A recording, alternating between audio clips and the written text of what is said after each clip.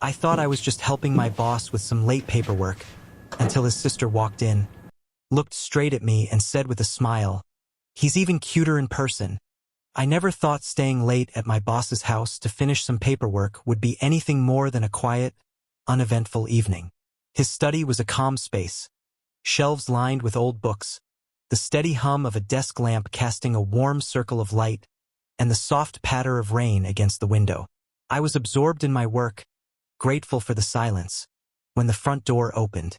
At first, I assumed it was my boss coming back earlier than expected.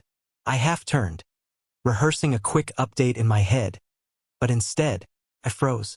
A woman stepped into the doorway. She was older, maybe in her early 40s, carrying herself with the kind of confidence that doesn't need to be announced. Her coat hung loosely over one arm, her hair slightly damp from the rain, and there was something about the way she looked at me. Direct, amused, almost as if she'd been expecting me. Her lips curved into a knowing smile before she even spoke. "He's even cuter in person." The words landed with a playful sharpness, catching me completely off guard. My pen slipped from my hand, clattering against the desk, and I laughed nervously, not sure how to respond. She didn't seem embarrassed by her own boldness. If anything, she looked pleased with my reaction, like she enjoyed seeing me flustered. "I'm sorry," she added quickly, though her grin betrayed no regret. "I didn't mean to intrude. You must be the one my brother can't stop talking about, the hardworking one keeping everything together." I nodded, still fumbling for words, my throat suddenly dry. The air between us seemed charged, though I couldn't tell if it was just my imagination. She stepped further into the room, her heels clicking softly against the wooden floor, and the faint scent of her perfume drifted toward me. Elegant, understated, yet impossible to ignore. The study suddenly felt smaller. I managed a quiet, "It's nice to meet you," though my voice cracked halfway through. She chuckled at that, a soft, melodic sound that eased some of the tension, but only made me more aware of her presence. Her gaze lingered, steady and unhurried, as though she was studying me in a way people usually don't. Not just polite curiosity, but something more thoughtful, more personal. I shifted in my seat, pretending to return to my papers, but my attention was already gone. Finally, she tilted her head, a strand of damp hair slipping across her cheek. "Well," she said, her voice warm and low, "I'll leave you to it. I just wanted to see the man behind the name." With that, she turned to go, her coat brushing lightly against the doorframe as she disappeared down the hall. And yet, even after she left, the air in the room carried her presence. Her words replaying in my mind, her smile etched against the quiet glow of the desk lamp. I hadn't expected to feel anything tonight beyond exhaustion from work. But now, I couldn't help but wonder if she had meant more than she let on, or if I simply wanted her to. The next evening, I found myself back in the study again, papers stacked in neat piles, the soft rustle of pages and the scratch of my pen filling the quiet. I thought about her once or twice, my boss's sister, but I brushed the thought aside, convincing myself it had just been a fleeting encounter, a moment of harmless teasing. And then, I heard it again, the sound of the front door opening. My chest tightened. I told myself it was probably my boss this time. But when I looked up, she was standing in the doorway again, leaning casually against the frame as if she belonged there. Her smile carried that same amused sparkle. "Working late again?" she asked, her tone light but curious. I straightened, trying not to look as unsettled as I felt. "Yeah. Just finishing up what your brother left for me." She nodded, but instead of leaving right away, she stepped inside. Her heels clicked softly against the floor as she crossed to the desk, the faint scent of her perfume trailing after her. She glanced over the papers like she cared, though I doubted she was here to check on my work. "I'm Anna," she finally said, extending her hand. "I figured introductions are overdue." I took her hand, and for a moment time seemed to slow. Her skin was warm, her grip steady, confident. When she pulled away, my fingers tingled with the memory of the touch. "You've been keeping my brother afloat," she went on, lowering herself into the chair across from me. He says you're the reason deadlines don't eat him alive. I laughed awkwardly, brushing it off. I just try to keep things organized. Someone has to. Her eyes lingered on me, studying me with a quiet intensity that made me shift in my seat. She had this way of holding a silence, not filling it with empty words but letting it settle, making me hyper-aware of every small sound in the room. The faint tapping of rain against the windows, the soft hum of the lamp. "Do you like working for him?" she asked after a pause. The question was simple enough, but something in her tone made it feel personal, like she wanted to know more than just the professional answer. "I do," I admitted. "It's a lot. But it feels like I'm learning where I belong." Her expression softened, and she tucked a strand of hair behind her ear. A small, delicate motion, but it caught my attention in a way that felt far too significant. We talked for a few more minutes, about the company, about books she noticed on the shelf, even about the weather, nothing extraordinary. Yet I couldn't help noticing how easy it was to talk to her, how natural. Eventually, she stood, smoothing the sleeve of her coat. "I should let you get back to it," she said, but just before turning, she reached out, her hand brushing lightly against my shoulder. The touch was brief, almost accidental, but it sent a quiet spark through me. By the time she walked out, I was staring at the door, heart racing, wondering if she had felt it too, or if I was the only one pretending it was just casual. It was 3 nights later when I saw her again. I had almost convinced myself her visits were just coincidences, moments of passing curiosity, nothing more. But when the front door opened and her footsteps echoed softly down the hallway, something inside me stirred with anticipation I hadn't admitted to myself until then. She appeared in the study doorway, carrying a small tray with 2 cups of tea balanced carefully. "I thought you might need this," she said with an easy smile. I blinked, caught off guard. "You didn't have to." "I know," she interrupted gently, setting the tray down on the corner of the desk. "But I wanted to." The warmth of the cup seeped into my hands as I lifted it, and the fragrant steam curled in the air between us. She took the chair across from me again, just as she had before, crossing one leg over the other. This time, she didn't feel like a guest passing through. She felt like she belonged there. For a while, we talked about nothing, little things. She asked about my family, and I asked about hers. She spoke about the quietness that comes when your kids are grown and gone, about how she'd never expected silence to feel so heavy. I listened carefully, sensing that underneath her confident demeanor was something unspoken. Vulnerability threaded her words, not obvious, but enough to make me want to lean in closer. "You ever feel," she asked, her voice softer now, "like life is moving faster than you can keep up with? One day you're busy, surrounded, and then suddenly it's just you." Her eyes dropped to her teacup as if embarrassed for saying too much. I hesitated, then nodded. "All the time. I think that's why I work so hard. Keeps me from noticing how much I don't have figured out yet." Her gaze lifted, meeting mine again, steady and searching.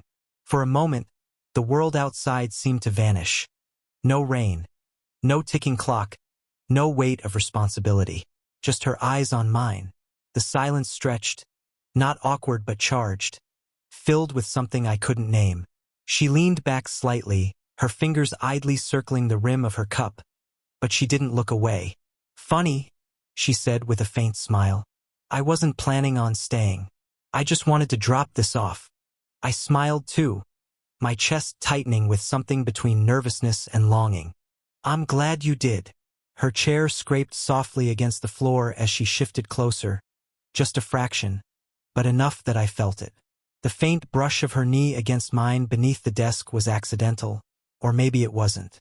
Either way, I didn't move. We sat there like that for a while, tea cooling in our cups, conversation fading into comfortable silence. And in that stillness, I realized something had changed. She wasn't just my boss's sister anymore. She was someone I was starting to think about in ways I probably shouldn't. When she finally stood to leave, she gave me one last look, soft, unreadable, and the study felt a little emptier after she was gone. The next time she came by, it wasn't with tea or light conversation. She arrived just as I was sorting through a stack of folders on the floor, crouched down, trying to put them back into some kind of order. "You look like you're drowning," she teased lightly, stepping into the study. I looked up to find her already kneeling beside me, brushing a strand of hair behind her ear as she reached for a folder. "Here. Let me help before you get buried alive under paperwork." I laughed under my breath, grateful for her presence, even if it made my pulse quicken. She handed me one file, then another, our hands brushing more than once. Each time it happened, the contact lingered in my mind longer than it should have. Warm skin against mine, fleeting but magnetic. We worked in silence for a few minutes, the quiet broken only by the shuffle of paper and the occasional sound of her soft breathing. But silence with her wasn't uncomfortable. It carried weight, as if the things we weren't saying mattered more than the things we did. At one point, we both reached for the same folder, our hands landing on it at the exact same time. Her fingers were slender, nails neatly kept, and they pressed lightly against the back of my hand before either of us moved. For a heartbeat, neither of us pulled away. Her eyes flicked up, meeting mine, and I felt a current run through me, strong enough to make my chest tighten. The moment broke when she cleared her throat softly, her lips curving into a small, almost shy smile. She slid the folder toward me but didn't withdraw her hand right away. When she finally did, I felt the cool absence of her touch, like the room had suddenly lost some of its warmth. "You're good at this," she said quietly, stacking a few more files. "More patient than most." "Patience," I echoed, swallowing. "It's easier when you're not doing it alone." The words hung between us, carrying more weight than I intended. She looked at me for a long moment, her expression unreadable, as though she understood exactly what I meant, and also that I hadn't just been talking about paperwork. We stood after a while, brushing dust from our hands. She was close now, closer than before, the faint scent of her perfume wrapping around me again. My shoulder nearly brushed hers, and I caught myself holding my breath, unwilling to move and break the fragile spell of proximity. The air between us felt charged, heavy with something unspoken. I wanted to say something, anything, but words felt clumsy compared to the silence that stretched between us, thick with possibility. Finally, she stepped back, offering a small smile that didn't quite hide the flicker of hesitation in her eyes. "We make a good team," she said softly, before slipping out of the study. And just like that, the room felt larger again, emptier, colder, though the ghost of her touch still lingered on my hand. The following week, my boss was out of town, leaving me alone in the house to work through the last of the quarterly files. I thought the night would be quiet, just me and the glow of the desk lamp. But the familiar sound of the front door opening broke that stillness. She stepped inside as though she had every right to be there. And maybe she did. Still, I couldn't ignore the jolt that ran through me every time I saw her. "You again," I said softly, unable to keep the smile from tugging at my lips. She grinned back, setting down a small bag she carried. "Relax, I brought snacks. Even prisoners get better treatment than this." We sat together at the desk, the paperwork spread between us, a bag of chips open on one side. It was easy, surprisingly easy. We laughed more than we worked. She had this effortless way of making even the dullest task feel alive, and I found myself leaning into her presence without thinking. At one point, she leaned across the desk to read something I'd written. Her sleeve brushed against my hand, and she stayed there longer than necessary, close enough that I could feel the warmth radiating from her. My heart thudded in my chest. "You're too serious," she teased gently, her voice low and warm. "You should let yourself enjoy moments more often." I wanted to tell her that being with her like this, was the moment I was enjoying. But before I could gather the courage, my phone buzzed on the desk. It was my boss calling. The two of us froze for a second, the weight of reality crashing down between us. I fumbled to answer, forcing my voice steady while my boss asked about some files and deadlines. She sat back quietly, folding her arms, her expression unreadable as she gave me space to talk. The call was short, but when it ended, the air felt heavier. The reminder of who she was, his sister, loomed suddenly larger than before. "You're quiet now," she said gently, tilting her head. Her tone wasn't playful this time. It was searching, careful. I exhaled slowly. It's just complicated. She nodded, eyes softening, her fingers tracing idly along the rim of the snack bag without taking any chips. I know. Her voice dropped lower, almost a whisper. I feel it too. That this shouldn't be. She trailed off, then added, but it is. Her honesty hit me harder than I expected. I leaned back in my chair, gripping the edge of the desk, torn between the weight of what was right and the pull of what I wanted. The silence stretched, filled only by the ticking of the wall clock and the faint crackle of the rain outside. I finally met her gaze, and in her eyes I saw both the same conflict and the same desire. She didn't look away, and in that moment, I knew neither of us could keep pretending this was just casual.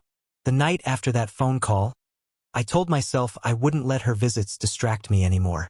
I even tried convincing myself she probably wouldn't come back. But deep down, I knew better. Sure enough, a soft knock came at the study door as I was bent over the desk.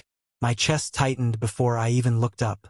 She stepped inside quietly, her expression softer than usual, almost cautious. No playful remarks, no teasing smile. Just her, standing there, waiting. Hey, I said, my voice lower than I intended. Hey, she echoed.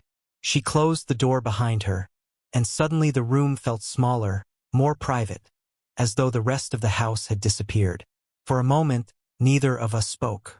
She lingered near the edge of the desk, fingers brushing lightly over the stack of papers, as though searching for something to do with her hands. Finally, she looked at me, eyes steady.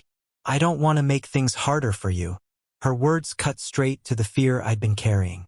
I pushed my chair back slightly, forcing myself to face her. You're not making anything harder. You're just making me realize how much I want something I shouldn't. Her breath caught, barely audible, but enough for me to notice. She moved a step closer, the lamplight casting a golden glow across her face, softening the worry in her features. I keep telling myself the same thing, that it's not fair to you, that it's complicated because of my brother. But then I see you, and I don't want to walk away.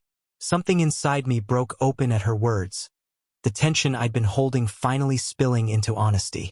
Do you know how much I look forward to you walking through that door? Every time you leave, I sit here hoping you'll come back. That's not just distraction. That's me wanting you. Her eyes glistened, not with tears but with something unguarded, relief, maybe, or the kind of vulnerability you only show when you feel safe. She closed the distance between us slowly, like she wanted to give me a chance to stop her. But I didn't move. Her hand reached across the desk, fingers sliding deliberately into mine. The warmth of her touch spread through me instantly, grounding me, steadying me. Her grip wasn't hesitant. It was firm, certain, as though she needed me to know she felt the same. We didn't speak for a while. We didn't need to. Her thumb brushed gently across my knuckles, a small, rhythmic motion that said more than words ever could. I held onto her hand like it was the most natural thing in the world, like letting go would mean losing something I hadn't even realized I was searching for. The study, once filled with endless tasks and files, suddenly felt like the safest place I'd ever been. Not because of the work, but because of her. And in that quiet, with only the hum of the lamp and the steady rhythm of her hand against mine, I knew we had crossed the line. There was no pretending anymore. The next time she came, there was no hesitation in her steps, no playful pretense of just passing through. She walked straight into the study like she belonged there, and maybe by now she did. I was seated at the desk, papers scattered, but when she entered, the work immediately lost its importance. She carried no tray, no snacks this time, just herself. And it was enough. Busy again? She asked softly, though the way her eyes lingered on me made it clear she wasn't really interested in the files. Not too busy, I said, leaning back in my chair. Not for you. Her smile was small, but it carried something deeper than before. She didn't sit across from me this time. Instead, she moved to the chair beside mine and lowered herself into it with quiet ease, her shoulder brushing against mine as she settled in. For a moment, neither of us spoke. The silence wasn't heavy anymore. It was comfortable, full. I let my arms slip around her shoulders, tentative at first, until she leaned into me willingly, resting her cheek against my chest. The simple weight of her against me was grounding. Her hair brushed my jaw, soft, carrying the faint scent of her perfume. I could feel the warmth of her body through the fabric of her blouse, and beneath it all, the quiet rhythm of her breathing as it synced almost unconsciously with mine. We stayed like that for a long time, saying very little. When we did speak, it wasn't about us, not directly. We talked about books on the shelf she hadn't read in years, about music she used to love, about how her brother had always been stubborn even as a kid. I told her about my own family, about the little things I never thought anyone would care to hear. She listened, not with polite nods, but with full attention, as if every detail mattered. There were no grand declarations, no dramatic promises. Just the steady warmth of being near each other, the kind of closeness that didn't need to be explained. At one point, she tilted her head slightly, her cheek pressing more firmly against me. "You know this isn't simple," she murmured. "I know," I said, tightening my arm around her. "But it feels right." She let out a quiet breath, half a sigh, half a laugh, as if she wanted to argue, but couldn't bring herself to. Instead, her hand found mine where it rested against her arm, her fingers lacing gently through mine. The study felt different now. Not just a place of work, but a place of us, where quiet nights had shifted into something neither of us had expected, but neither of us wanted to let go. We didn't need to decide what came next, not tonight. It was enough to sit there, with the sound of the rain outside, the glow of the lamp wrapping us in gold, and the certainty that something real had begun. And in that stillness, with her hand in mine and her head against my chest, I realized love doesn't always announce itself loudly. Sometimes it slips in quietly, in the spaces between words, and stays.